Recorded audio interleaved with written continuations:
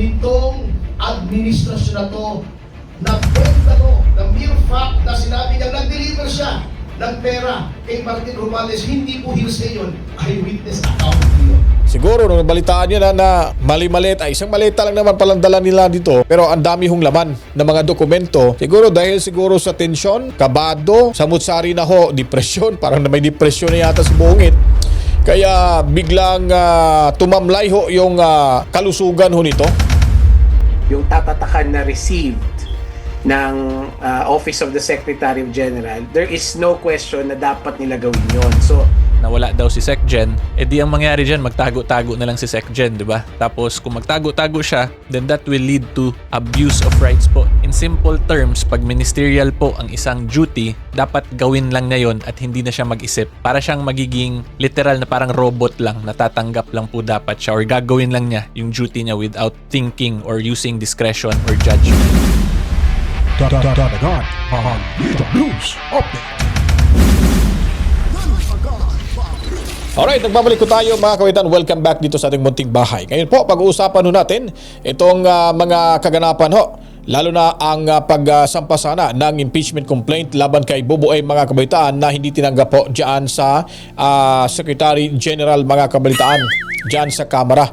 Ang tanong kung bakit po ba na nagka-litsi-litsi na ho itong kaganapan ho sa pag-file ng impeachment mga kabalitaan. At mamaya papakinggan ho natin, usaping legal ho tayo kay Atty. Neil Abayon dahil pinaniwalag niya ho dito na ito ay may malaking problema. Lalo na ho din po itong isang abogado na kung saan po ay hindi rin katanggap-tanggap itong ginawa ho dyan nila na hindi pagtanggap sa impeachment complaint laban kay Bobo M mga kabalitaan. So unahin muna natin yung mga kaganapan ho sa grupo ni Attorney Respicio, itong si Attorney Topacio, si Mike Defensor at mga kasamahan pa nito mga kabalitaan. Of the impeachment of President Marcos Jr. Kati, join us. Our counsel is Attorney Ferdy Topacio. He's bringing our complaint. He's carrying our complaint.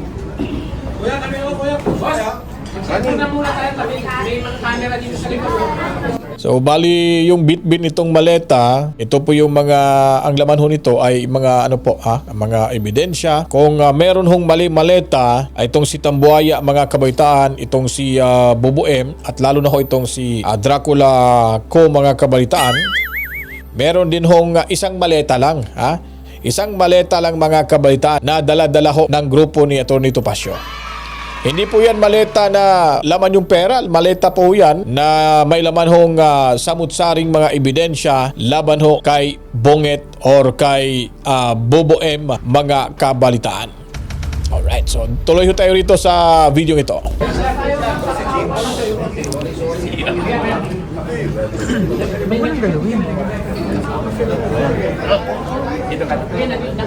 Nag-photo op ang mga kabalitaan.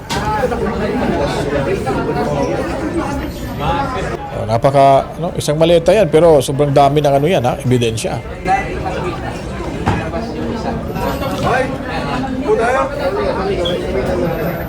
Yan. Bakit kaya Bakit kaya takot nilang tanggapin o ayaw nilang tanggapin itong mga impeachment complaint na mga dokumentong hawak ko nila mga kabalitaan? Ano kayang meron? Ito ba may utos ni Bobo M? O baka may utos din ba? May pagkukumpas din ba ni Bonjing Rimulya? Itong si Chiquito? At itong hambog na si Unica Iha mga kabalitaan, na itong si John Vic Rimulya. Yun po yung pagtatanong hulaman mga kabalitaan. Wala akong sinasabi na inutos ko nila, pero hindi natin alam kasi kaduda-duda ho mga kabalitaan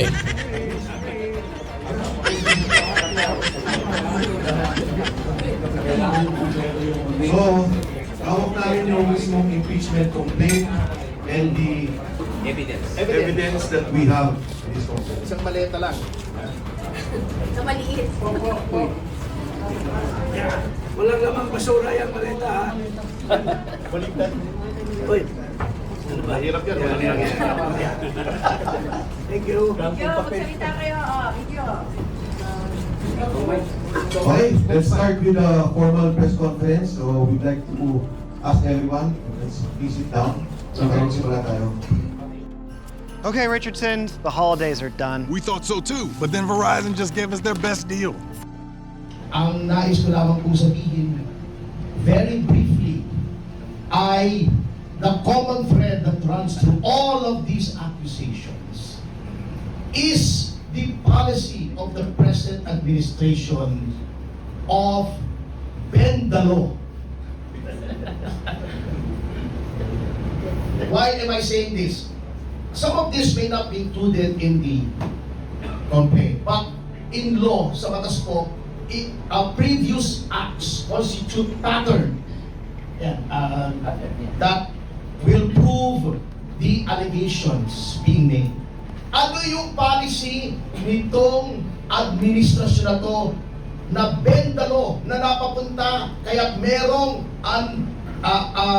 appropriated allocations na sinabi na ng Korte Suprema in the 2013 case of Belica na unconstitutional.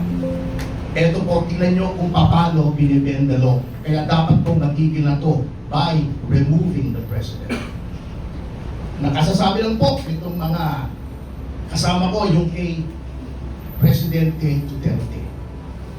Ito pa, kung napansin nyo, even before that, for the first time in legislative history, mayroong committee hearing sa House wherein the council was physically prevented from advising his client. Ako yun, dun sa Quadcom. Again, for the first time in our country's history, yung rules regarding the appointments and consideration of the JVC, in-ignore. Anong ginawa? Pagka may kaso, di ba, hindi pwedeng consider ng JVC. Anong ginawa? Just for the case of Remulla, Boying Remulla, tinanggal yung rule na automatically docketed just to say na walang kasong docketed against Ombudsman Remulla para ma-appoint siya. Break the law na yun, hindi na bend na yun. Ano ba?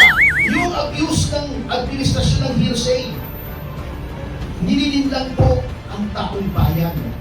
Ang hearsay po, sabi sa akin ni Jing, babaero daw, si General Garcia. Yun ang hearsay. Pinotektahan ko na nga si Jing. Kumalag pa kayo, pagbihira naman kayo. Pero pag nakita ko mismo na ng bababae si Jing, ayan, ginali ko na kay Jing. Hindi po hearsay yun. Kaya yung sinasabi ng hearsay si Sandy ko, hindi po. That is eyewitness testimony. Matibay po yun. Yung sinasabi nilang sineviste ay dapat i-authenticate yung Cabral files, mali po yun. Mali yung ginagawa ni Bing Lacson. By the mere fact that a person was placed under oath in the PRC hearing, at sinabi niya, nakuha niya yung kay Cabral, siya mismo. That is proper authentication under the law. Pero sasabihin nila hindi. By the mere fact that a member of the family is snapping out of her own personal knowledge na gumagamit ng droga ang Pangulo, hindi po hearsay yun. Wala pong hearsay doon. Si Gutesa, the mere fact na sinabi niya, nag-deliver siya ng pera kay Martin Romualdez, hindi po hearsay yun. Eyewitness account po yun. Bendalo na naman. Yung bribery ng mga kapatid na Remulla, inalokay sa yun, may interest po yun. Attempted bribery yun, that is a crime. Ano ginawa nila? Pumunta sila sa media, sinabi nila, oy, may nag-attempt na mag-bribe sa amin, ayaw naman sabihin kung sino. Oh, they were sworn to uphold the laws and faithfully execute the same. Bakit hindi nila sinunod yung batas? Yung restitution na sinasabi nilang dapat mag-restitution. Ito, very tricky ito. I hope you will give me 5 minutes, Congressman. Alam niyo kung bakit tumututulo po kami sa restitution? Ikikwento ko po sa inyo. Yun pong restitution, unang-una, wala po yun sa witness protection law. Pangalawa, yung restitution po, very tricky yun kung igagawin mo yung kondisyon for inclusion in witness protection. Bakit? Ako, nagnakaw ko ng 1 bilyon. Sabihin ko sa DOJ, boss, babalik ako ng 400 million. Iyo yung 200. Oh, may 400 million ba ako? Witness protection, state witness, wala na akong criminal liability. Absuelto na ako. Ngayon, sinasabi ni Padulyon, pwede daw mag-agree ang DOJ sa restitution kung anong amount. Hindi po pwede. Why? Allowing a person who stole from government to keep part of the loot is a contract that is contrary to public policy and therefore null and void. Hindi ko ba nagsabi niyan? Yan ay nasa civil code. Look it up. Kaya po, in order to recover ill-gotten wealth, yung sinasabi ni Boying na, pagtatawa na naman tayo yan. Hindi natin ma-recover, binigyan agad natin ng immunity. Hindi po, mali po si Boying dyan. Meron pong provision for civil forfeiture of ill-gotten wealth. Paano po? Ang Office of the Solicitor General ang magpa-file sa korte. Bakit po sa korte? Sapagkat hindi mo basta pwedeng sabihin, hindi pwedeng sabihin ng DOJ, ang ninakaw mo ay 500 million, 600 million. Kukunin namin. That is deprivation of property without due process of law. Who determines kung magkano ninakaw? Ang korte. Kaya sasabihin nila, mahirap sa korte. Hindi po mahirap. Unang-una, aside from the fact that that is the process provided for by law, kapag civil forfeiture po, there are two presumptions that are in favor of government. Number one, the presumption that all assets over and above the legitimate income of a public official is presumed ill-gotten. Siya ang magpatunay na hindi ill-gotten. Number two, since it is a civil suit, it is civil in nature. Preponderance of evidence lamang ang kailangan. Hindi proof beyond reasonable doubt. Kahit ma-absuelto yung tao, pwede pa rin kunin. Because it proceeds independently of any criminal action for graft, lumber, malversation, etc. against the erring official. Kaya po sa korte, ang mangyayari pag sinali mo yung restitution sa pasok sa witness protection, that is fraught with the danger of graft and corruption. Magkakatawaran yan. Kaya hindi po nilagay yung provision na yan sa witness protection. Kita nyo na. Pagkatapos, dinedefensa nila. Bakit? Gusto nilang, they want a piece of the action. O, di ba? Kita-kita nyo eh. Kung bakit, binibenta na naman yan. O, doon sa impeachment, benta na naman, kahapon lang. Oo. Can you imagine, sinabi na sa Section 3, Rule 2 ng Rules on Impeachment, ang Office of the SecGen, the SecGen is not the Office of the SecGen. The SecGen does not exercise all the powers. The SecGen does not bring the powers of the Office of the SecGen with him or her when they go abroad. At fundamental po with any office, any office in government, kapag umaalis yung hepe, may OIC. Bakit ayaw tanggapin ni Atty. Momoy? Salonga. Momoy ba? Hindi, Moy, di ba? Haifa? Okay, whatever. Hindi ko nakakuha yung kasi namumutla kahapon kaya medyo nanginginig eh. Okay, anyway. Tayo ba pa nag-file tayo sa hukuman ng kaso, kailangan nandun yung juez? Kapag nag-file ba tayo ng appeal sa Office of the President, dapat nandun yung Pangulo sa Malacanang? O bakit ito? Kapag nag-file ka, kailangan nandun yung Secretary General? Huwag naman, di ba? Ganun siya makapangyarihan. So ito po ang pattern na gusto namin i-break. You cannot ignore the law, you cannot bend the law, you cannot be violating the Constitution and the laws without facing the consequences. Because as President, lahat po yan, ikaw ang may command responsibility. Sabi nga ni Roosevelt, di ba? Si President Roosevelt, meron siyang nakalagay doon sa kanyang desk, the buck stops here. Kahit ano mangyari, ako yan. O, kung may credit, siya yun. Kung may kasalanan, siya rin yun because he is the head of the executive department. And when he made an oath nung siya nahalal, sinabi niya, he made a solemn oath that it will be his duty to protect the Constitution and faithfully execute all laws. Kaya po meron ito na petition ito because hindi niya ina-execute ang law, ina-execute niya ang lahat ng tao na sumusunod sa batas. He is not only bending the law, he is breaking the law. Salamat.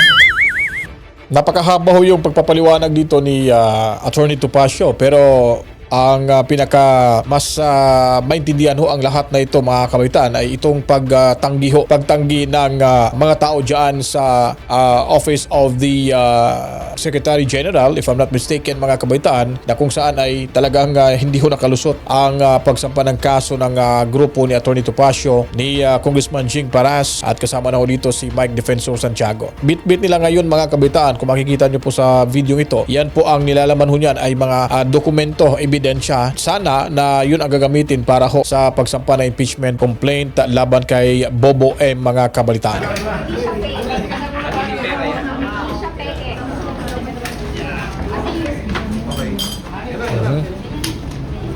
Ayun, may kay Gutesa pa.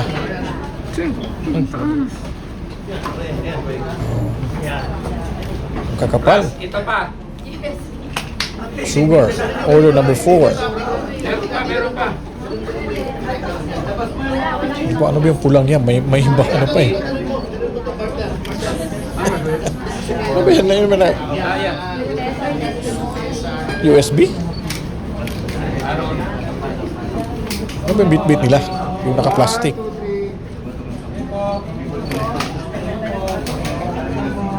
Nako, delikado si Bongit dito, mga kabaitan. Alam niyo po, pag nagkataon talaga, no, pag nakalusot ho ito, ay nako, ewan ko lang kung ano mangyayari ho sa bahay ni Kuya. Talagang nagpapanik mood na ho. Siguro, sa ngayon, kaya siguro nagkasakit ito si Bongit, mga kabitan, dahil hindi niya mawaring isipin ho na meron talagang magsasampa sa kanya ng impeachment, mga kabalitaan. Ikaso nga lang, parang ina-underestimate dito ni Bongit dahil kaalyado na lahat yung nasa Kongreso. Kumpiyansa ho siya. Siguro nung balitaan niya na mali-maleta, isang maleta lang naman palang dala nila dito, pero ang dami hong laman ng mga dokumento. Siguro dahil sa tensyon, kabado, samutsari na ho, depresyon, parang may depresyon na yata si Bongit. Kaya biglang tumamlay ho yung kalusugan ho nito.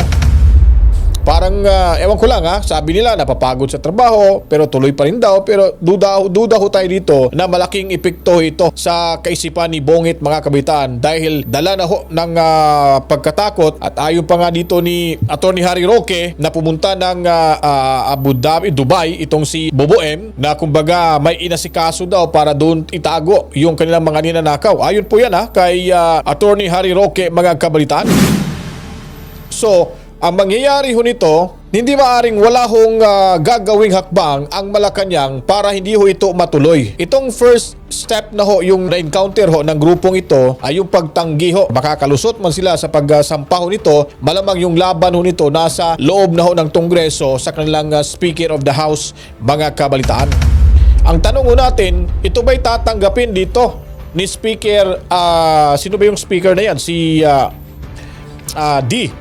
Kung ito ba'y tatanggapin at i-endorso ho dyan sa House Committee on Justice. At ayon naman ho sa isang eksperto dito, ang ginawa ho ng pagtanggi nila dyan sa mga nagsampa ho ng impeachment complaint laban kay Bongit ay isang malaking problema at kalbaryo ho, yung kanilang ginagawa ho dito, mga kabalitaan. Hindi, actually, medyo malabo yung nangyari kahapon, kasi that is parang very off doon sa normal way of doing things, no? Kasi when you say filing, so kapag magpa-file ka ng impeachment complaint, dapat sa Office of the Secretary General, right? So dalawa kasi ang meaning ng filing. Yung malalim na meaning is yung kung kailan siya considered as filed, no? Pero meron tayong tinatawag na yung parang performative meaning lang, na which is the act of receiving the complaint. Yun, wala tayong question doon na dapat tanggapin ng Office of the Secretary General yun. Wala silang karapatan na sabihin na wala kaming authority to receive that kasi wala si SecGen. I mean, that's an absurd scenario. So, as far as yung act of receiving the complaint, yung tatatakan na received ng Office of the Secretary General, there is no question na dapat nila gawin yon. So, the fact na hindi nila ginawa kahapon, kahapon, then may doon, merong nangyaring hindi tama. May bearing po ba? Alright, so yun, isang eksperto din nagsalita ho dito na hindi ho maganda yung ginawa ho ng Office of Secretary General, mga kabitan.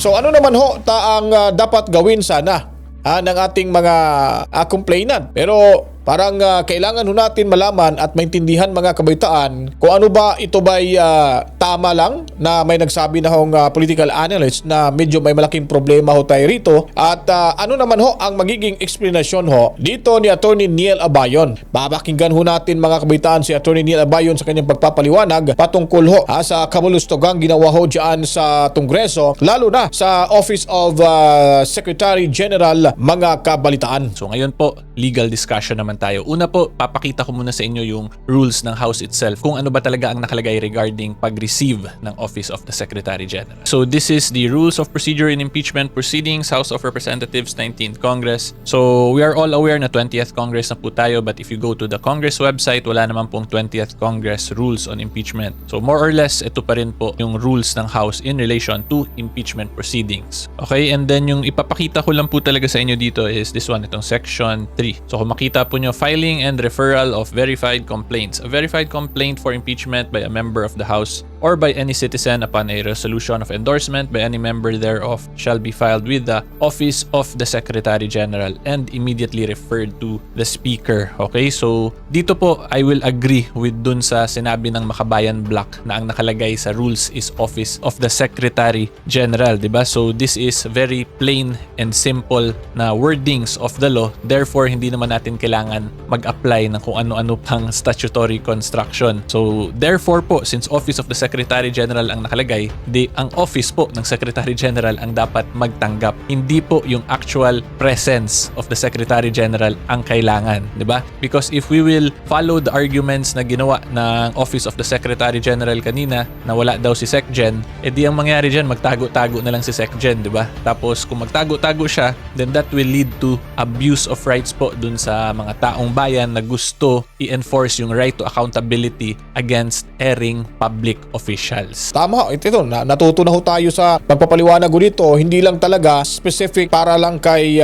sino ba yung Secretary General na in charge dyan. Kumbaga kahit sino sa kanila, basta nasa loob ho ng opisina ng Secretary General ay maaari hong tumanggap, maaring tanggapin ito sa permahan or langdaan para ho ito ay maipadala na sa Speaker of the House, mga kabalitaan. Yun po yung naintindihan natin sa pagpapaliwanag dito ni Attorney Neil Abayon. Diba? And somewhat similar din po yan sa mga in-explain ko na the office itself does not attach to the personality naman, kundi sa office mismo. Diba? And again, since Office of the Secretary General po yung nakaspecify applying the statutory construction principle na plain and simple or verbal lehis, edi yun, dapat tinanggap po yun ng office. As long as open yung office, operating yung office, then that should have been sufficient for them to accept the impeachment complaint. Okay, and then ngayon po i-discuss ko naman sa inyo yung ministerial and discretionary duty para mas maintindihan nyo talaga kung bakit hindi dapat yung tinanggihan ng Office of the Secretary General. Okay, so ito po, number 5, letter A, ministerial duty of the SecGen and the Speaker. So i-clarify ko lang din po sa inyo, yung main issue talaga dito sa case na to is yung ministerial duty ng SecGen na pagtanggap niya ng complaint, i-refer agad sa Speaker, sa Speaker's office, and then sa Speaker dapat ilagay agad sa calendar of business. Yun yung naging ministerial dito. Nevertheless po, kahit iba yung factual circumstances, similar pa rin po yung legal principle na mag-a-apply. Okay? Which is yun nga po, the distinction between ministerial and discretionary acts of public officers natin. Okay? So ito po yung relevant na legal principle na yan. Purely ministerial act or duty is one which an officer or tribunal performs in a given state of facts in a prescribed manner in obedience to the mandate of a legal authority without regard to or the exercise of his own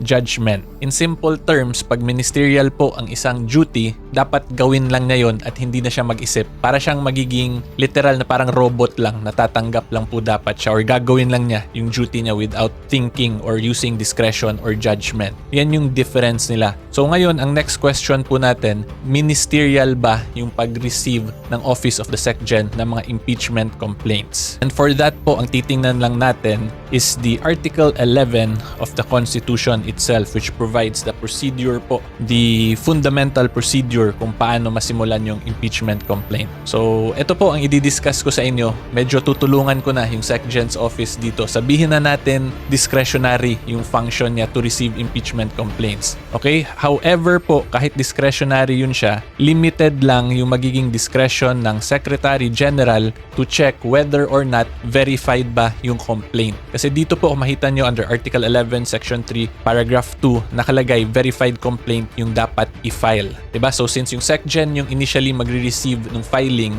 limited yung function niya to check whether or not verified ba yung complaint. Doon siya pwede maging discretionary as to that issue or aspect only. Pero pag napakita po ng complainant na verified yung complaint, mawawala na yung discretion ng Secretary General dyan, tapos magiging ministerial na yung duty niya to receive that verified complaint. Okay, so yung sa Makabayan Block, pati yung sa Duterte Group, verified complaints naman yung final nila. Therefore, dapat yung Office of the Secretary General ni-receive yun kanina. Diba? Kasi hindi na po nila pwede reviewin further than the verification kasi hindi na po nila trabaho yun. Ang may trabaho na po to determine whether or not sufficient in substance ba yung impeachment complaint is nasa House proper na po yun, which will be the Committee on Justice and then the plenary eventually kung gusto nila pagbotohan dun. So again, ulitin ko lang po, the Secretary General's duty is discretionary but limited to determine whether or not verified ba. Once makitang verified, then the discretion disappears and it becomes a ministerial duty to receive that impeachment complaint.